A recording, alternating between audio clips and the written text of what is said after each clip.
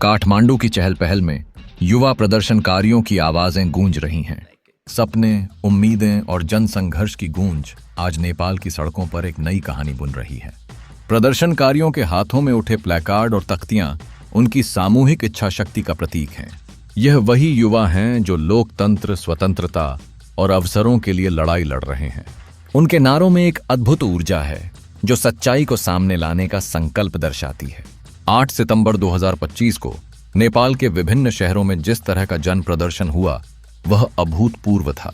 काठमांडू के साथ साथ पोखरा, भैरहवा और अन्य स्थानों पर हजारों की संख्या में लोग एकत्र हुए। चिकित्सा रिपोर्ट के अनुसार इस संघर्ष में 19 निर्दोष नागरिकों की जान चली गई, जबकि 347 से अधिक लोग घायल हुए। अस्पतालों में इमरजेंसी आ गई। डॉक्टर और नर्स दिन रात अपने कर्तव्यों का निर्वहन कर रहे थे। हर कटे फटे शरीर का एक नाम था, एक कहानी थी। प्रदर्शनकारियों की मांगें सीधे सरकार की अनदेखी की ओर इशारा करती हैं।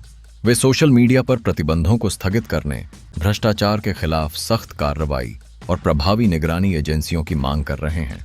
सरकार की प्रतिक्रियाएं भी आ रही हैं। गृहमंत्री ने इस्तीफा दिया और सोशल मीडिया पर लगाई गई पाबंदी को हटा लिया गया है। ऐसा लगता है कि सुरक्षा और स्वतंत्रता के बीच एक नया समीकरण बनने लगा है। आकाश, एक युवा छात्र की कहानी भले ही एक व्यक्तिगत अनुभव है, लेकिन यह संपूर्ण युवा पीढ़ी की मानसिकता को व्यक्त करता है।